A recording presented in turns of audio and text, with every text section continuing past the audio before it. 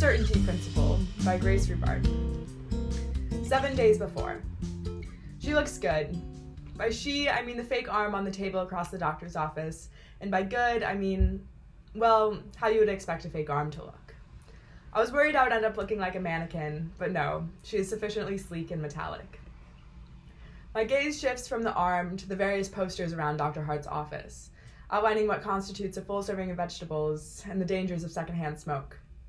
Riveting material, but my eyes keep landing on the twisted piece of metal across the room. The space between us feels weird. I feel like I'm about to go on a blind date, except we are going to be forced to enter a very codependent arranged marriage. I kick my legs against the exam table beneath me, but then immediately stop because the sound is too loud for the small room. My mom looks up at the noise, but then returns to checking her email on her phone. I think she's avoiding looking at the arm. I shift my weight, and the paper crinkles beneath me. We're here to learn the functions of the arm and have one final checkup with Dr. Hart before I surrender my body to him, trusting that he'll return 5/6 of it fully intact. I'm not really sure what's going to happen to the arm that they're cutting off. It's not an organ. I wouldn't make very much money selling it on the black market. I suppose they'll take it to the lab and run tests on it, so that the next person who shows up with a rare disease might not be so unlucky. There's a knock on the door, and then it opens.